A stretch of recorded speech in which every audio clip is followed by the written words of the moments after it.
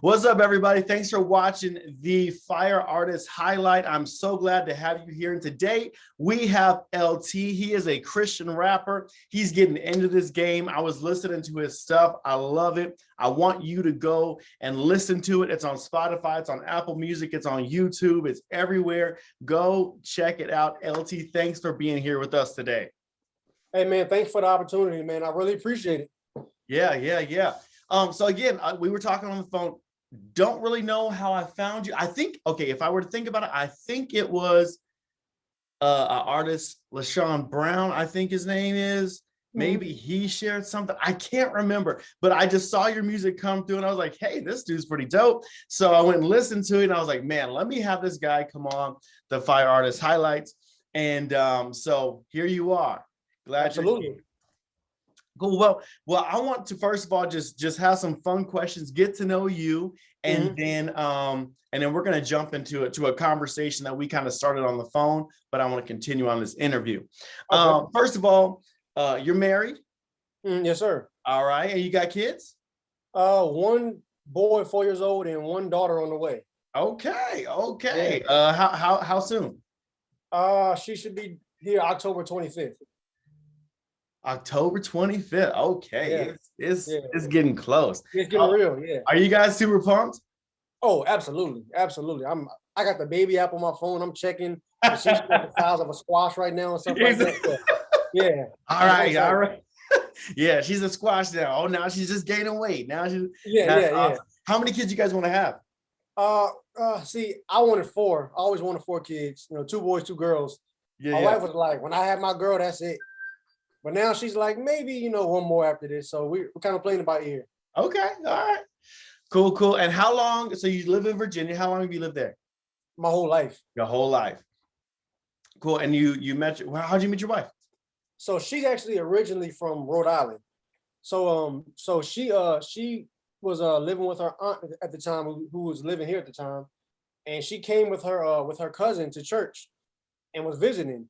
And I was on the camera at church, getting set up before service, and like out of my peripheral, I saw her walk past the window, and I was like, "Who's that?" Okay, so I'm on the camera, I'm just focusing. Then she walks in, and I'm like, "Okay." And funny thing is, I remember saying to myself, like, "God, I sure would like if that was my wife," something like that. And like a couple months later, we're dating, and 10 months later, we're getting married. Like it was real fast, yeah. Dude, I like that. Hey, God, that'd be nice. It was something like that. I was like, I don't know, but that sure would be nice, and it was nice. That's amazing. Cool, man. Well, all right. Here's so I'm gonna do some rapid fire questions, and you just first thing that pops in your head. All right. Okay. Favorite cereal? Frosted Flakes. Favorite old school TV show? Oh man, that's a hard one. Hey Arnold. Ooh, busting out the Hey Arnold. Okay. Yeah. Favorite song right now? Probably Holy Spirit by Hovey. Okay. Ooh, okay. Worst food? Worst food? I would say like chitlins. Yeah, chitlins. You have some people mad at you. Jeans or shorts? Lately, shorts. Snapback or beanie? Beanie. Swimming or hiking? Swimming. Bungee jumping or skydiving?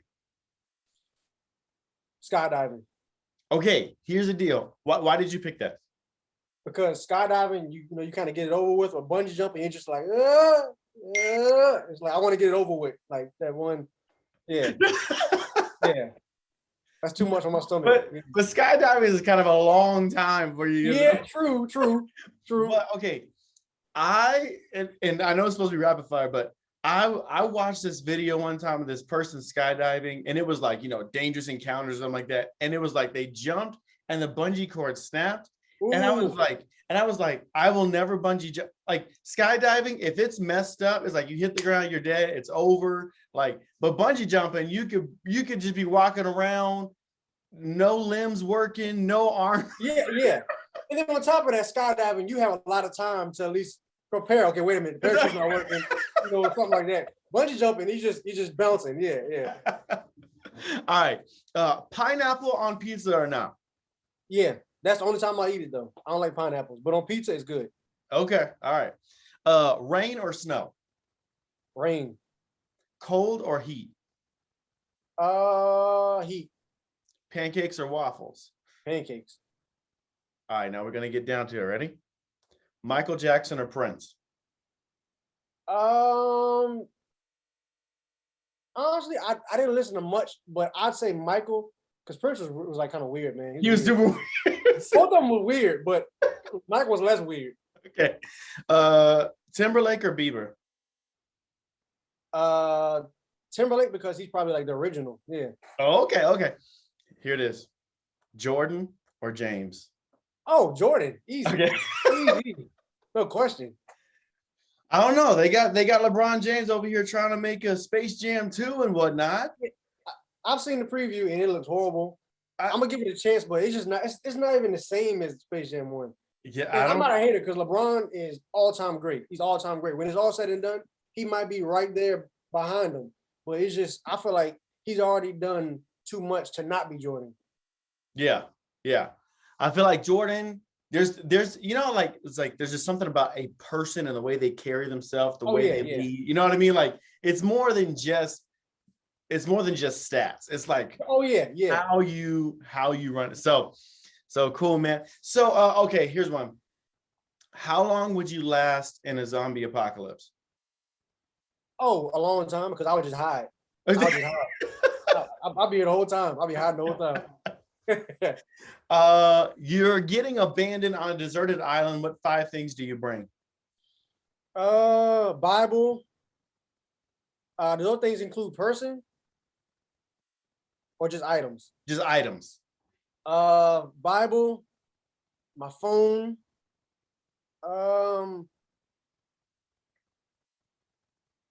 Let me see. A Bible, a phone, my laptop. And that's 3. A pack of like Swiss rolls to get a little hungry, and a case of water. Swiss rolls like the chocolate ones? Oh yeah. With the little white filling, yeah. Oh yeah. You said in case you get hungry. Yeah. I can have a snack. They probably have coconuts or something there, but like I had a little sweet snacks with Swiss rolls. That's amazing. Is that your go-to? Oh yeah. I don't eat a lot of sweets, but if it's something like that, I eat it. Okay. All right. Cool. Well, all right. Let's jump into the real questions here. What inspired you to get into Christian rap? Well, see, me, I literally grew up on Christian rap. Like I told you earlier, like I grew up in church. So my parents and like the church that I go to, they never ever shied away from Christian rap. Like they embraced it. Like literally, I was even like growing up in youth choirs. By the time I became a teenager, we were actually doing like, it's funny because at the time my youth pastor, they went to Georgia. They went to this conference, and Kenton Jones. This is when Kenton Jones first kind of came out. Oh, Kenton Jones! And like they brought back the DVD of like Kenton Jones, and we were like, "Whoa! Like what is this?" Like he was doing like Christian music, but in a young, fresh way. And at the time, we already knew what Christian rap was, so we went from having like a traditional choir to it was like pretty much like we were rapping and singing and doing like more urban style songs. They kind of reached our generation better. And so we did some worship songs too. And then and the funny thing is they would always say, "Man, LT, why don't you rap?" And I was like, nah, I'm cool playing the background, being a hype man. It'd be like 8 or 9 of us on stage and I'm in the background, no microphone, just being a hype man. Yeah. And then I graduated high school. My cousin and my sister and a couple of friends from church, we formed this group called Fresh Manner. And like they were doing like a lot of rapping and singing the same style. And I was like, well, I'm in here. I might as well start rapping. So I started writing and I kind of started getting really good at it. So then we kind of cooled off of that a little bit. And then I wound up playing flag football and I tore my ACL. So I had a lot of time on my hands. So I'm sitting there spending time in the Word and making beats, spending time in the Word, making beats. And I'm just like, man, like I got all these beats and no one's rapping over these. It'd be nice if someone could rap on these. Then eventually I started feeling, the tugging on my heart to start writing stuff down. So I started writing music. The next thing I knew, I wrote my first song, and that song is called "Calling." It's actually it's actually on my most recent album, "A Work of Art," and that was my first song I ever wrote, all like just all by myself, like without being in a group. And from there, I started writing more, and God would put stuff on my heart, and I'm like, well, he's giving it to me. I got to say it somehow. So his music is how I'm saying it. Yeah. So now, pretty much, that's what really, really inspired me, was just God putting things on my heart to say, and I'm like, music is a perfect way to say it. Yeah. I was listening to your stuff, and there's this one song, I can't remember what the name of it was, but it was talking about like people being raised in church and then stepping away. And I know we talked about that over the phone. Why do you think we are seeing young people leave church? Because the stats say about 60% of young people who grow up in church end up leaving church. Wow. Right? 60%, which is nuts. Why do you feel like we are seeing that kind of move away from the church? That's a really good question, because I've talked about this plenty of times, and I can just talk about this all day. I think a lot of young kids in church, young kids, even older kids in church, think that they're missing something because the world, and they go to school and they're around their peers and they're playing basketball, football, baseball, soccer. They're out there, and like their peers, even though some are in church, but they don't really see that example of church outside of church. So then, their friends are doing all these things, and they're starting to get their own desires of what they want to do, and fleshly desires, and they're starting to become, I guess, more mature, and they're starting to want to do more mature things. And they feel like, well, at church, I can't do this. My parents don't want me doing this, but man, like, look at this. This is so fun. And, the Bible even says that sin is pleasurable for a season. So, they feel like they're missing something. And I've seen that over and over and over again when people get pulled away from church because they feel like they're missing something. So they're going to church at the same time, and then they're in church and they're just like, what time is service over? Like, they're not, like, everything's going over their heads. It's not really hitting here because they're so consumed with that lifestyle they got, I guess, established to, or I guess accustomed to. So I feel like the main thing is that they feel like they're missing something. So then what kept you in it? Like, what kept you? Definitely the grace of God. And I'd say, and I'm not saying anything bad about anyone else's parents, but my parents, man, like, they could write a book on just parenting. Like, I think one of the biggest things for me is that they didn't just talk about church at church and then come home and say, blah, blah, blah. Like, they were literally the same way at church. They were the same exact way at home. Like, my siblings, like, I have an older sister and a younger sister, and they can attest. My parents were like the exact same way they were at church are the same way they are at home. And even my pastors, like, they're actually my uncle and my aunt. Okay. And like, I can attest, the same exact way they are at church, there is no phoniness about them at all. So like, the people that, like, I know I was blessed because the people around me were genuine people who were really, really loving God and also loving people. And that was the main thing right there. Some people know how to put that religious hat on, but when they leave from church, they don't love people. They don't do. And see, the thing about it is, when I say my parents were the same way at church as they are at home, they weren't walking around speaking in tongues all day. They weren't, praying all day. And that's fine to do that. But like, just in their character, even we could be watching a TV show and just their love. Like, growing up, my parents would like bring people in, like, let people live with us. I saw the love of Christ in our home. Yeah. So it was never a question of, is this really real? And on top of that, I've seen God literally do some miraculous things to where I could not doubt that God's hand is on my life and on my family's life. So there's no way I could ever just leave. There's no way. Yeah.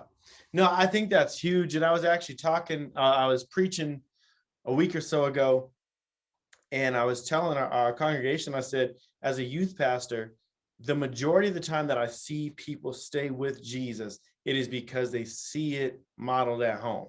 Mm-hmm. It is because it's not fake. You don't have to be perfect. You just need what you are saying they need to be doing. That's what you need to be doing.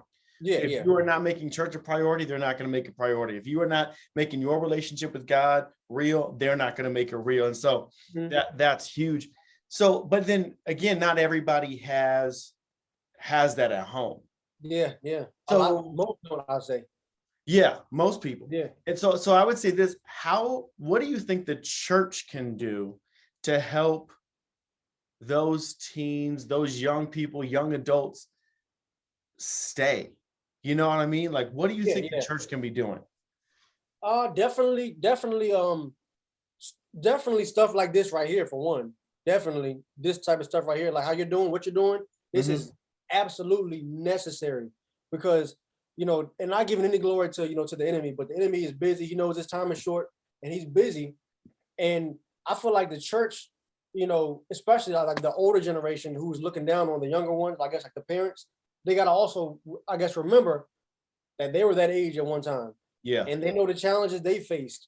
And it's great that you're saved now, but don't act like you forgot what you were doing when you were that age, what you were thinking about when you were that age. And I'll be honest, the stuff is worse now. So it's just like, I'll say it's nothing new going on, but it's worse now. Like the enemy is like in full throttle right now, because he knows his time is short. He knows what time it is. So we gotta, as a church, we gotta really, really do stuff like this and reach back and really pour into the younger generation. And my pastor, he said it for years, and I've heard it before.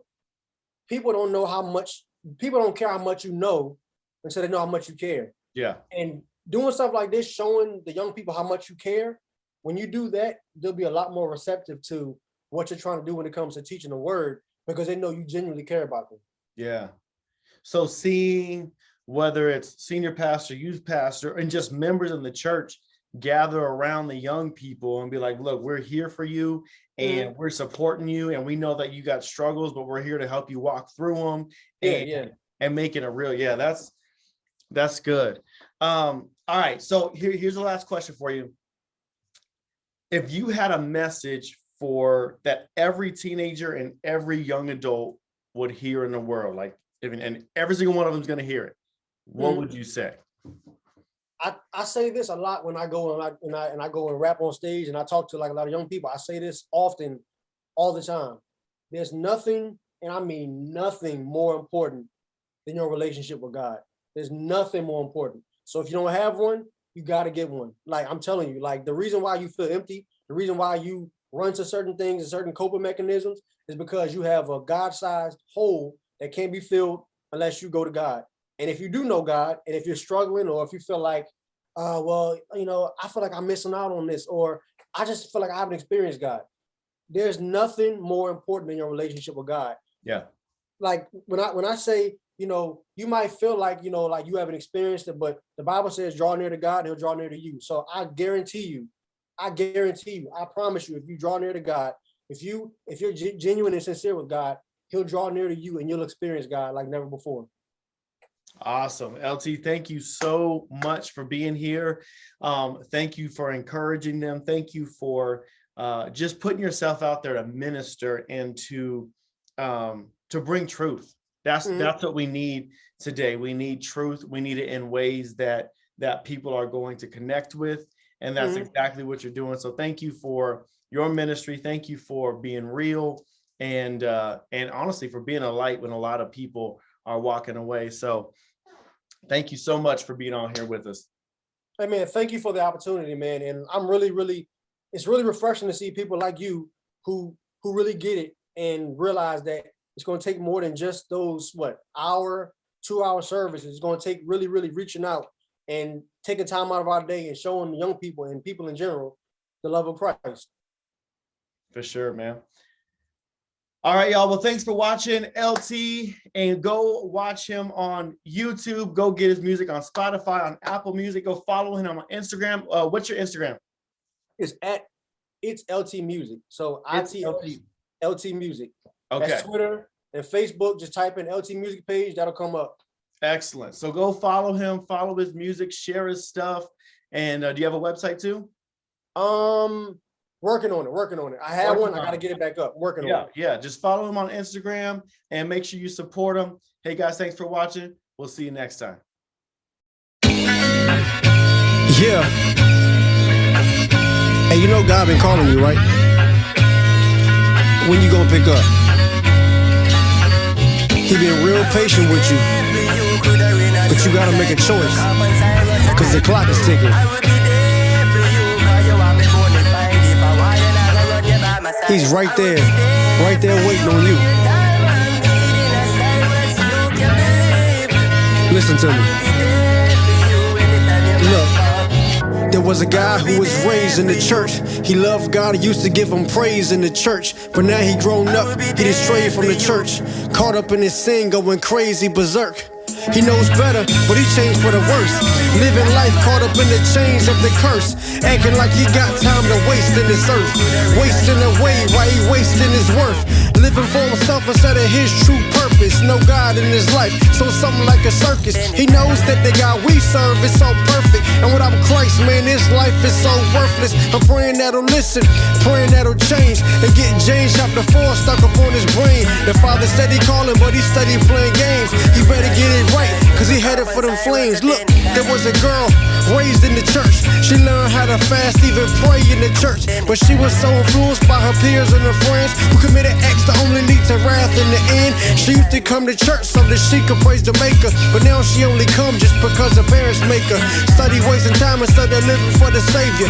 Wasting away the precious life that he gave her. Now she lukewarm, that's so average. Burdened down by her sin, dealing with the baggage. Child of the king, but she living like the maggots. Always in the trash, ain't sin a bad habit. I'm praying that she'll listen, praying that she'll change. And get James chapter 4 stuck up on the brain. The father said he calling, but she studied playing games. She better get it right, cause she headed for them flames.